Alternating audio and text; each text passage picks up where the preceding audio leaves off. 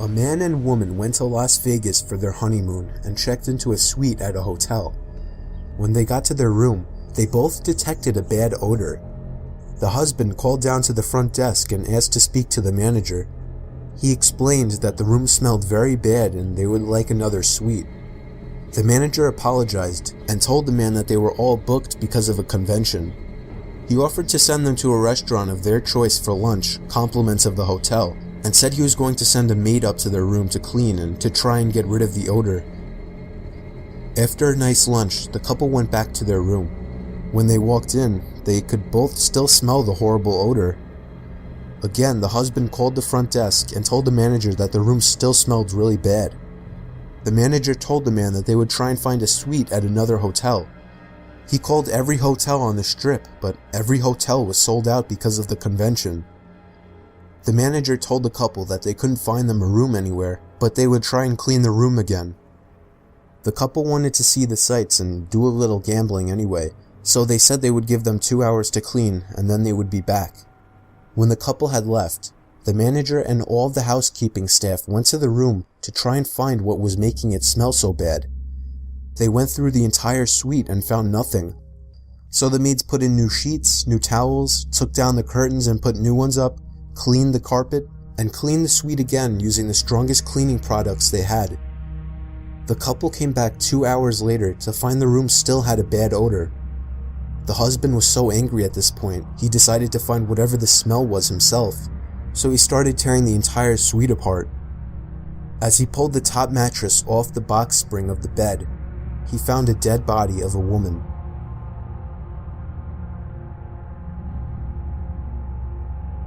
Me and my wife were on our honeymoon in Hawaii.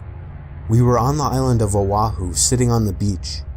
My wife got up to go to the bathroom, and when she got back, she told me that there was a creepy man watching her walk into the bathroom, and when she tried to walk out, he blocked her path. She only got away because there were 2 other people walking into the bathroom, so he got out of the way. I asked her what the man looked like, and she looked over, but unfortunately, she said he was gone.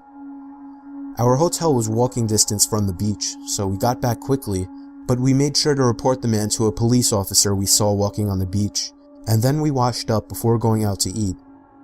We ate at a fancy seafood place and did some walking around afterwards. Close to midnight, we finally went back to the room and began to wind down. Then we got a knock at the door.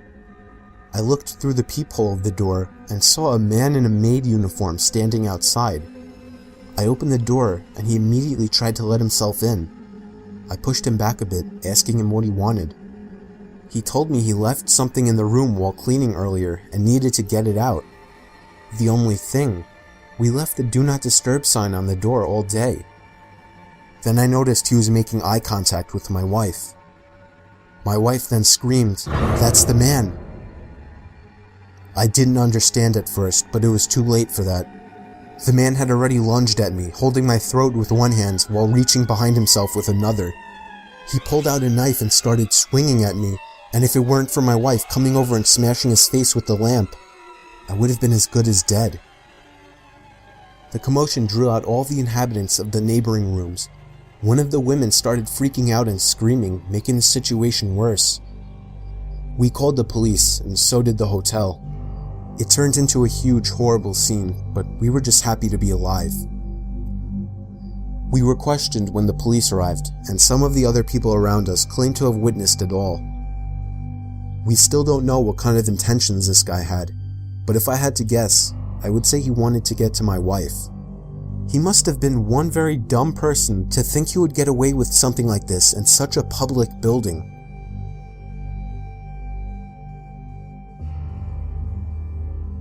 Me, my wife, and 2 kids were taking a drive all the way down to Florida from New York to go to Disney. We were in Georgia at the time, so close to entering Florida, and it was about 11 o'clock at night. I planned on finishing the drive that night just to save the money from a night at a hotel. My wife and kids were already long asleep, so I was trying to drive as smoothly as possible. On that quiet highway at 11 o'clock, there were hardly any other cars at all. In fact, I didn't see any lights until, up in the horizon, I saw 2 flashing red lights. Not police lights, more like SOS lights. I slowed down and proceeded with caution. Upon getting closer, I saw a car parked in the middle of the road, seemingly deliberately to block traffic, along with 2 cones placed on either side and 2 SOS lights flashing on the ground. Then, 2 hooded men of African American descent came from behind the car and started walking over to us. I put the car in reverse, ready to hightail it back the other way. One of the men came over to my window, and I cracked it open just enough to hear him speak. After asking him if he needed something, he said, "Yes, open the door." I shut the window, and that's when he began to reach for something in his pocket. I put the car back in drive and hit the gas. I drove over the cone and SOS light and past their car. About 1 minute later, I saw a pair of headlights coming up fast behind us. At this point, my wife was awake, confused and questioning me about the speed we were moving at. I told her not to make any loud noises before telling her that we were being followed. The car behind us began flashing its lights. And then, there was a loud pop, and I felt the car losing control. I did the best I could to bring it under control, but there was a second loud pop, and the car began to drag. I told my wife to call 911, even though it was probably already too late. By now my kids were up, scared and complaining. I kept the car moving for as long as possible, but the car following us began ramming our trunk. My kids were crying, my wife was screaming at the police. I was sure we were dead. But by some stroke of luck, or more like a miracle, I heard a siren and saw red and blue flashing lights coming up in the distance behind our chasers. They veered off to the exit that we happened to be passing at that moment, and the police car followed them. I pulled over to the side of the road, took the phone away from my wife, and told the police everything. Upon inspection, I found out that our 2 back tires were blown, probably shot at, which I also told the police. 10 minutes later, a squad pulled up behind us, along with a AAA truck. They seemed rather thrilled to inform us that they caught the 2 men. Someone else had stumbled onto their little roadblock trap, but luckily managed to turn around and escape before calling the cops.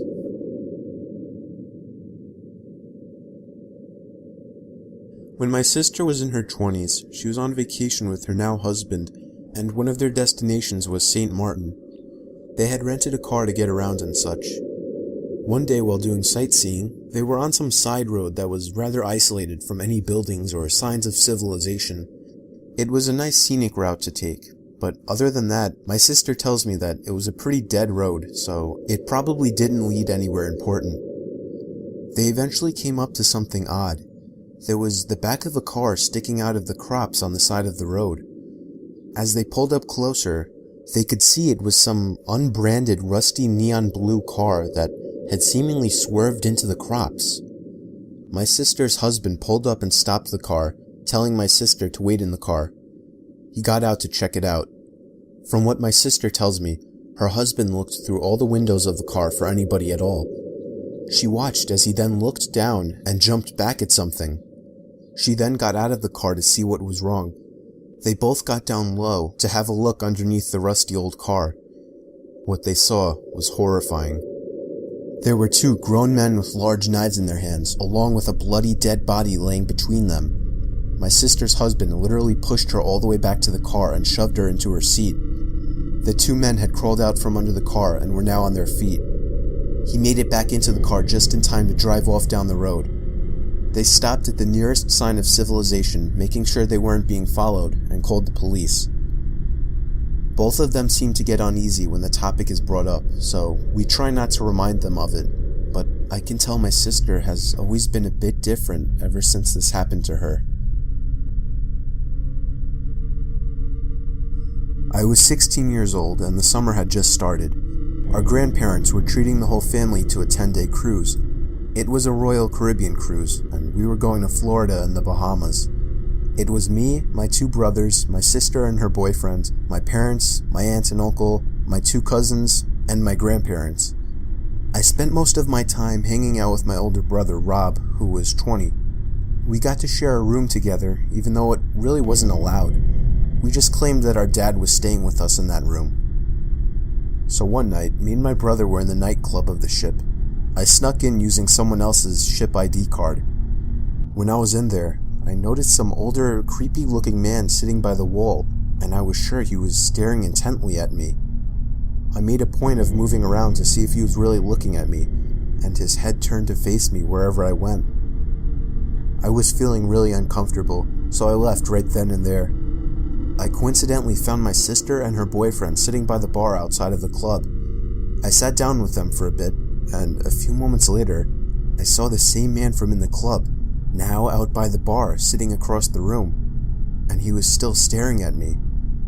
I looked away and pretended not to notice, but my heart was racing at this point.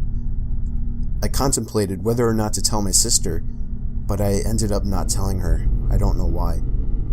I left the bar and started speed walking back to my room. When I got to the stateroom halls, I was constantly glancing over my shoulder to make sure I wasn't being followed. I got to my room safely. I was extremely creeped out. I had a feeling this guy was some sort of perverted creep.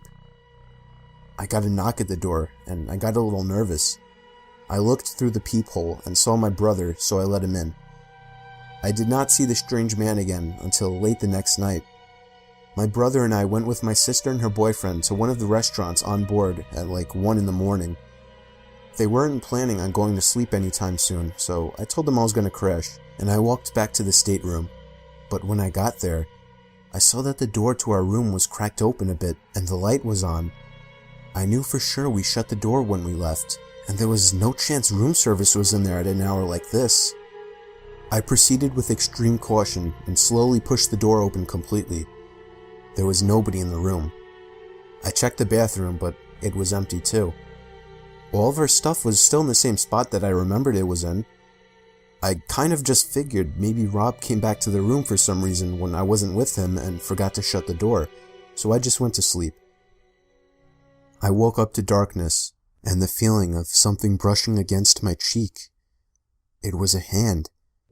I pushed it away, telling Rob to knock it off, but when I noticed, even in the dark, beyond the figure by my bed, that Rob was in his bed, I let out the most blood-curdling scream you have ever heard. Rob jumped up and turned the lamp on, and there was the man from the club standing next to me. Rob jumped on him and began throwing punches. I joined in and we took down the man. It wasn't even a minute before frantic knocking came at the door. It was my parents. My dad held down the man while we called the customer service center. They sent up 2 security workers and he was sent to the jail of the ship for the remainder of the cruise. I'm not sure what happened to him afterwards, but this has emotionally scarred me, and I don't think I can ever go on another cruise again.